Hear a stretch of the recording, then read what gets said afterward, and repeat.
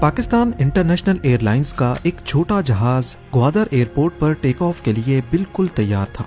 हमेशा की तरह ये एक रूटीन फ्लाइट थी, पर आज का दिन पाकिस्तानी अथॉरिटीज के लिए किसी भी तरह से नॉर्मल नहीं था, क्योंकि उस वक्त किसी को भी मालूम नहीं था कि जहाज में 3 हाईजैकर्स भी सफर कर रहे हैं। अचानक इत्तला मिली कि एक जहाज हाईजैक हुआ है। अगले चंद घंटों में PIA की फ्लाइट 544 नेशनल और इंटरनेशनल मीडिया की हेडलाइंस बनने वाली थी।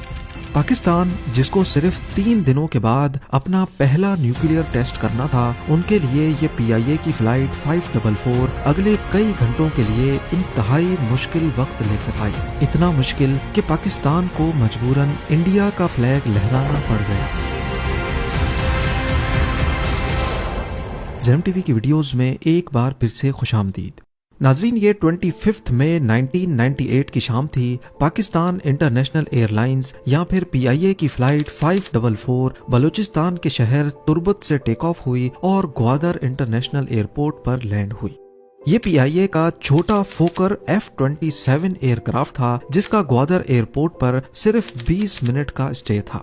यहाँ 3 पैसेंजर्स उतर गए और एक नया पैसेंजर ऑन बोर्ड हो गया। अब जहाज में टोटल 27 पैसेंजर्स और 5 क्रू मेंबर्स मौजूद थे।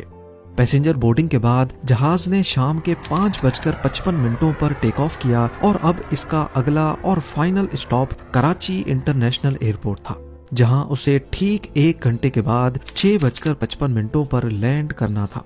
ग्वादर एयरपोर्ट से टेक ऑफ किए अभी चंद मिनट ही गुजरे थे कि एक पैसेंजर उठा और कॉकपिट की तरफ जाने लगा, जिस पर एयर होस्टेस ने उसको रोकना चाहा, लेकिन वो शख्स एयर होस्टेस को धक्का देकर कॉकपिट के अंदर जाने में कामयाब हो गया।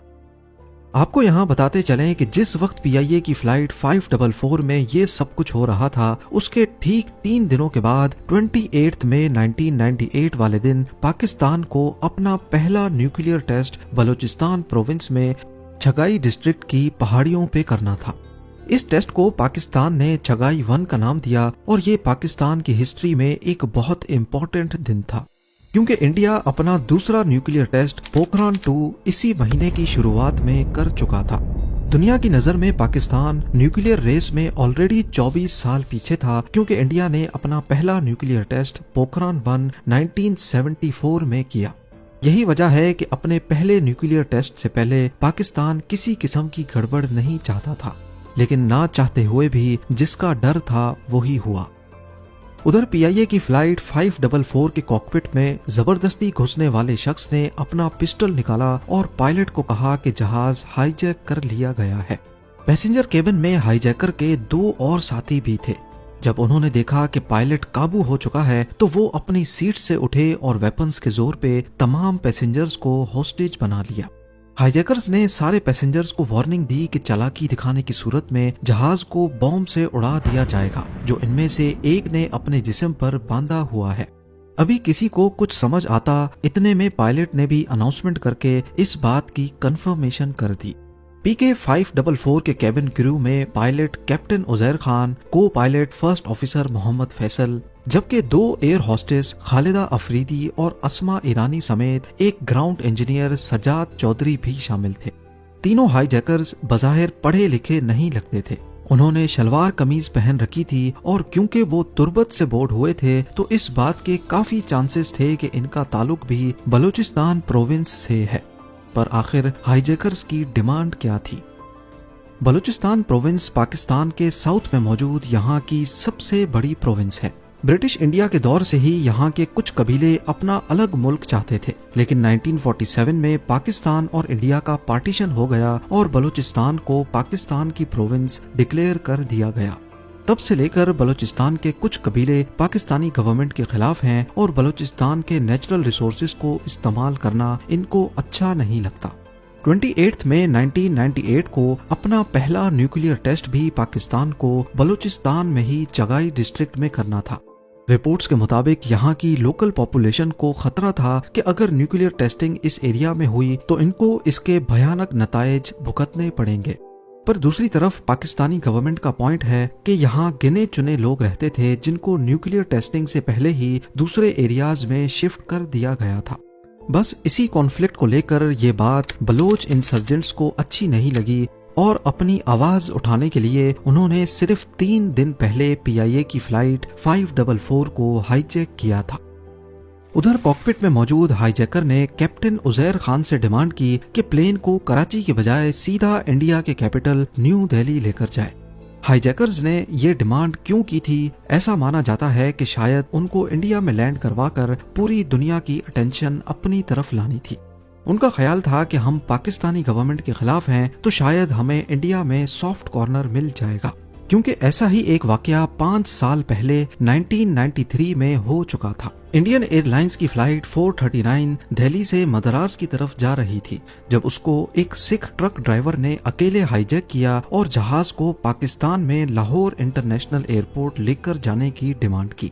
परमिशन ना मिलने पर जहाज को अमृतसर में ही लैंड करवाया गया, जहां हाईजैकर ने मीडिया पर प्रेस कॉन्फ्रेंस करने के बाद खुद को सरेंडर कर दिया।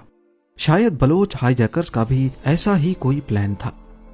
PIA फ्लाइट 544 के कैप्टन ने बंदूक की नोक के नीचे जहाज की डायरेक्शन इंडिया की तरफ कर दी और अनाउंसमेंट करके पैसेंजर्स को भी इतला दी कि हम इंडिया के शहर न्यू दिल्ली में लैंड करेंगे। पर हाईजैकर्स को ये मालूम नहीं था कि कैप्टन ने चुपके से एयरक्राफ्ट का ट्रांसपोंडर हाईजैक मोड में कर दिया है, जिससे ग्राउंड पर ट्रैफिक कंट्रोलर को सिग्नल जा चुका था कि फ्लाइट 544 हाईजैक हो चुकी है। PIA फ्लाइट 544 अब कराची को क्रॉस करती हुई पाकिस्तान इंडिया बॉर्डर की तरफ बढ़ रही थी। इतने में पायलट ने हाईजैकर को कहा कि ये छोटा जहाज है, इसमें इतना फ्यूल नहीं होता कि हम सीधा 1100 किलोमीटर दूर न्यू दिल्ली तक जा सके, लिहाजा जहाज को कहीं रिफ्यूलिंग के लिए लैंड कराना पड़ेगा। पायलट ने हाईजैकर्स को कहा कि हमें इंडिया के भुज एयरपोर्ट पर लैंड करना चाहिए, जो कि कराची से 300 किलोमीटर दूर गुजरात में मौजूद है। हाईजैकर्स इस बात पर राजी हो गए तो पायलट ने कंट्रोल टावर से राब्ता किया और भुज एयरपोर्ट पर लैंडिंग की परमिशन मांगी। पर यहाँ पायलट उजैर खान ने चालाकी दिखाई और असल में उन्होंने भुज एयरपोर्ट नहीं बल्कि पाकिस्तान के ही हैदराबाद एयरपोर्ट को कॉल मिलाई थी। पूरे पाकिस्तान के एयरपोर्ट्स पर पहले से इंफॉर्मेशन पहुंच चुकी थी कि फ्लाइट 544 हाईजैक हो चुकी है, जिसकी वजह से हैदराबाद एयरपोर्ट का कंट्रोल टावर पहले से अलर्ट था। आगे से हैदराबाद एयरपोर्ट की अथॉरिटीज ने भी खुद को भुज एयरपोर्ट ही जाहिर करते हुए कैप्टन को लैंडिंग की परमिशन दे दी। इस वक्त रात हो चुकी थी और अब पूरे हैदराबाद में इमरजेंसी डिक्लेयर हो गई कि एक जहाज हाईजैक हो चुका है जो कुछ ही देर में हैदराबाद एयरपोर्ट पे लैंड करेगा। और सबसे बड़ा मसला ये कि हाईजैकर्स इस एयरपोर्ट को इंडिया का भुज एयरपोर्ट समझ रहे हैं। एयरपोर्ट अथॉरिटीज को कहा गया कि वो फौरन पूरे एयरपोर्ट से तमाम निशानात मिटा दें, जिससे एयरपोर्ट की पहचान होती है। उन्होंने टर्मिनल की बिल्डिंग पे लिखा हुआ हैदराबाद एयरपोर्ट का नाम छुपा दिया, पूरे एयरपोर्ट से साइन बोर्ड्स हटा दिए, लाइट्स ऑफ कर दी गईं और यहाँ तक के बिल्डिंग पे लगे पाकिस्तान के झंडे को हटाकर इंडिया का झंडा भी लहरा दिया गया। इसके अलावा लोकल एडमिनिस्ट्रेशन के साथ मिलकर पूरे हैदराबाद सिटी को ब्लैकआउट कर दिया गया, ताकि लैंडिंग के वक्त हैदराबाद का कोई खास निशान हाईजैकर्स पहचान ना सकें। रेंजर्स और पुलिस की गाड़ियां एयरपोर्ट पर ही अपनी लाइट्स बंद करके खड़ी हो गईं, लेकिन ये सब कुछ इतनी अचानक से हुआ कि किसी को भी अगला प्लान ऑफ एक्शन मालूम नहीं था। रात गए PK 544 ने हैदराबाद एयरपोर्ट पर आखिरकार लैंड कर लिया। एयरपोर्ट अथॉरिटीज ने जहाज की विंडोज के अंदर देखा तो एक हाईजैकर कॉकपिट में एक दरवाजे के पास जबकि तीसरा केबिन में टहल रहा था। करीब 1 घंटे तक खामोशी रही, लेकिन फिर रात के 11:35 पे जहाज का दरवाजा खुला और अंदर से ग्राउंड इंजीनियर सज्जाद चौधरी को बाहर भेजा गया। उनको खाना पानी लाने के लिए और एक खास पैगाम देकर भेजा गया था। डरा सहमा हुआ ग्राउंड इंजीनियर एयरपोर्ट अथॉरिटीज के पास आया और पुलिस के सामने हाईजैकर्स की डिमांड रख दी। हाईजैकर्स जो समझ रहे थे कि वो इंडिया के भुज एयरपोर्ट पे लैंड हुए हैं, उनकी डिमांड थी कि वो इंडिया में पाकिस्तान हाई कमिश्नर से मीटिंग करना चाहते हैं। उनकी सबसे बड़ी डिमांड बलूचिस्तान में न्यूक्लियर टेस्टिंग को रोकना था। पुलिस को इन्फॉर्मेशन दी गई कि आर्मी कमांडोज का एक दस्ता इस्लामाबाद से आ रहा है। तब तक वो हाईजैकर्स का टाइम किसी भी तरह से जाया करते रहे, लिहाजा पुलिस वालों ने खुद को इंडियन जाहिर करके हाईजैकर्स से इंटरेक्शन करने का फैसला किया। Senior superintendent of police Akhtar Gorchani ने अपना नाम मनोज कुमार रखा, ASP उस्मान अनवर रामचंद्र बने और डिप्टी कमिश्नर सोहेल शाह गोपी चंद। उस वक्त उनको जो नाम समझ आया उन्होंने रख लिया और हिम्मत करके सिविल ड्रेस में प्लेन के करीब गए। उन्होंने हाईजैकर्स और पैसेंजर्स को खाना दिया और उनसे बड़े फ्रेंडली अंदाज में मिले। एसएसपी अख्तर गोरचानी, जो वैसे भी बलोची लैंग्वेज जानते थे, वो हाईजैकर्स की आपसी गुफ्तगू को बड़ी आसानी से समझ पा रहे थे, लेकिन उन्होंने शक नहीं होने दिया। पुलिस ऑफिसर्स ने हाईजैकर्स के साथ कई घंटे गुजारे और उनके बीच ट्रस्ट का लेवल बढ़ चुका था। उनको बताया गया कि Pakistan high commissioner new Delhi से निकले हैं और उनको यहाँ पहुँचने में थोड़ा वक्त लगेगा, जबकि असल में वो आर्मी कमांडोज का वेट कर रहे थे। एसएसपी ने अपने इंटरव्यू में बताया कि सुबह होने में अब सिर्फ 2 घंटे बचे थे, लेकिन आर्मी कमांडोज का कोई अता पता नहीं था। अब मैं उनको बार बार कह रहा हूँ कि यार अब कमांडोज किस वक्त आएंगे, ये कोई हद हो गई है। मतलब 5 घंटे गुजर गए, अब थोड़ी देर में घंटे 2 बाद यहाँ फजर की अज़ानें शुरू हो गई। लिहाजा हाईजैकर्स के साथ ट्रस्ट लेवल जब काफी हद तक बढ़ गया तो दोनों पुलिस ऑफिसर्स और एक डिप्टी कमिश्नर ने खुद ही एक्शन करने का फैसला किया। एक मौके पर तीनों ने एक साथ हाईजैकर्स पर झपटा मारा और उनको काबू करके उनसे वेपन्स छीन लिए। बाद में मालूम पड़ा कि उनके पास कोई बॉम्ब भी नहीं था। तीनों हाईजैकर्स का असल नाम शाह सवार बलोच, साबिर बलोच और शब्बीर रिंद बताया गया, जबकि वो प्लेन में जमाल हुसैन, अनवर हुसैन और गुलाम हुसैन के नामों से ट्रेवल कर रहे थे। इस पूरे क्लाइमेक्स में कोई कैजुअल्टी नहीं हुई और तमाम पैसेंजर्स को सेफली वापस उसी जहाज में कराची रवाना कर दिया गया। उम्मीद है ज़ेम टीवी की ये वीडियो भी आप लोग भरपूर लाइक और शेयर करेंगे। आप लोगों के प्यार भरे कमेंट्स का बेहद शुक्रिया। मिलते हैं अगली शानदार वीडियो में।